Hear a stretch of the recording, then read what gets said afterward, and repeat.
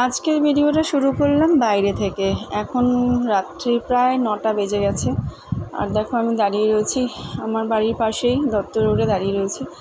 ওখানে বর গেছে ইয়েতে কী বলে দোকানে। আর এই দেখো হাতে আমার ধূপকাঠি, ছোবড়া আর ঠাকুরের কর্পূর এগুলো কিনে নিলাম। গেছিলাম একটুখানি কাজটাও শেষ হলো আর কিছু কেনাকাটা ছিল। আজকে দেখো একটু শাড়ি পরেছি, ভাবলাম রোজই কুর্তি পরে বেরোই, আজকে ভাবলাম একটু শাড়িগুলো সদ্ব্যবহার করি, নাহলে শাড়িগুলো থেকে থেকে পুরো পচে যাবে। আর দোকানে ছিল প্রচণ্ড ভিড়, দাঁড়িয়েছিলাম, দাঁড়িয়ে মশা কামড় খাচ্ছি। তো ভাবলাম চলো একটুখানি ক্যামেরাটা অন করি। আর এইখানে দেখো ঠাকুরের ফুল, আর ও নিচ্ছিল দোকান থেকে দই, বাটার নেওয়া ছিল আর বিস্কিট নিল। তো সেই জন্য আমি এখানটা দাঁড়িয়েছিলাম। আর পাশেই দেখো বিরিয়ানির দোকান, বিরিয়ানির একদম গরম গরম হাঁড়ি কাটছে। আর এটা হচ্ছে গিয়ে টাইম পাস বিরিয়ানির পাশে দাঁড়িয়ে রয়েছে। দাঁড়িয়ে থেকে কিন্তু বিরিয়ানির গন্ধেই অর্ধেক পেট ভরে গেল। তো দেখো এখানে সামনেই আরেকটা দাদা বৌদি রয়েছে রেস্টুরেন্ট। আসলে অনেকটা আলোর মধ্যে তোমাদের সেরকমভাবে দেখাতে পারছি না, আমি যেহেতু অন্ধকার দিকটা দাঁড়িয়ে রয়েছে। আর এটা হচ্ছে দত্ত রোডের পুরো রাস্তাটা, তোমাদেরকে একটুখানি দেখিয়ে দিলাম। তো দেখো নেওয়া টেওয়া হয়ে গেছে। তারপর আমরা ওখান থেকে সোজা চলে যাচ্ছি একদম বাড়ি। ঘড়িতে বাজে 9:15, না সরি বাড়ি না, বাড়ি যাওয়ার আগে একটুখানি গ্রসারি নেওয়ার ছিল। তো বললো যে একবারেই যখন বেরিয়েছি তখন ওটা সকালবেলা নেব না, রাত্রিবেলায় নিয়ে যাই। তো সেখান থেকে নিয়ে বাড়ি ফিরছিলাম। তো এই যে দেখো গ্রসারির দোকানে এখানে চলে এসেছি। আর এই যে আমার ছেলের ক্যাম্প, তোমাদের একটুখানি দূর থেকে দেখিয়ে দিলাম। এখন অন্ধকার হয়ে রয়েছে, দিনের বেলায় যদি কখনো যাই, আমি খুব একটা যাই না, গেলে তোমাদের সাথে শেয়ার করব।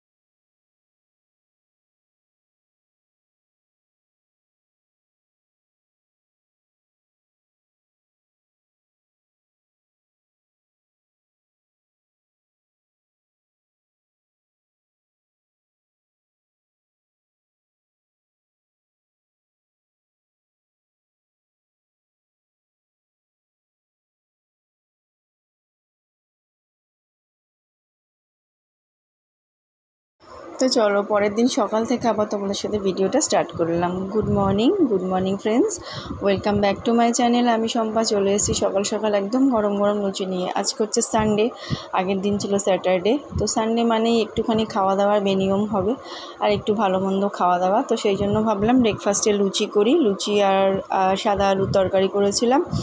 আজকে ছেলের খেলা ছিল না, প্রত্যেক রবিবারই ওর খেলা থাকে। তো আজকে যেহেতু বাড়িতে ছিল সেই জন্য ভাবলাম যে আজকে একটু লুচি করি, কেননা ও লুচি খুব একটা খেতে পারে না। আর ক্যাম্পে তো দেওয়া একদমই বারণ, তোমাদেরকে বলেছি।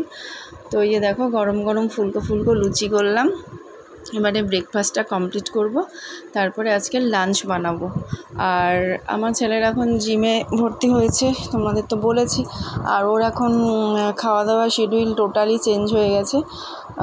এখন যেরমভাবে জিমের খাওয়া দাওয়া, প্র্যাকটিসের খাওয়া দাওয়া সেরকমভাবেই করতে হচ্ছে। নর্মালি প্রত্যেক দিন খাবারটা দিচ্ছি ঠিকই, কিন্তু সেগুলো একদম লাইট খাবার, মানে তেল ঝাল মশলা, এমনিতেও ঝাল খায় না, তেল মশলাটা যতটা কম দিয়ে ওকে দিতে হবে। তো একদিনকে সপ্তাহে একদিন ওকে ছাড় দিয়েছি।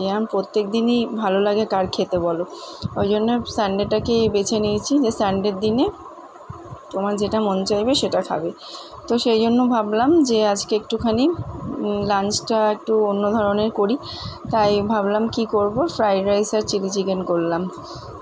ঘরে একটুখানি সবজি ছিল, ক্যাপসিকাম, গাজর, বিনস ছিল না, বিনসের বদলে বরবটি দিয়ে দিয়েছিলাম। আর নর্মাল যেরকম ঘরের চাল আছে সেটা দিয়েই করেছি ফ্রাইড রাইস। আর চিকেন ছিল ঘরে, আর ওটা দিয়ে করেছিলাম চিলি চিকেন। তো এইভাবেই ভেবে রেখেছি যে ওকে প্রত্যেক দিন যা রুটিনও সেইভাবেই খেতে দেবো, আর একটা দিন ওকে একটু রুটিনের বাইরে বেনিয়ম করে খেতে দেবো। আর যেহেতু সামনে ওর সিএবি খেলা চালু হবে, তারপরে ডিস্ট্রিক্ট অনেক কিছু আছে, সেই জন্য এখন ওদের প্রচণ্ড স্ট্রিক্টলিভাবে থাকতে হচ্ছে, খাওয়া দাওয়াও করতে হচ্ছে। তো সেই জন্য যেরকমভাবে একটা প্লেয়ারের খাওয়া দাওয়া করা উচিত সেরকমভাবেই দেওয়ার চেষ্টা করছি, যতটুকু আমাদের ক্ষমতা অনুযায়ী, সাধ্য অনুযায়ী। সাধ্যের বাইরে তো গিয়ে দেওয়া সম্ভব না।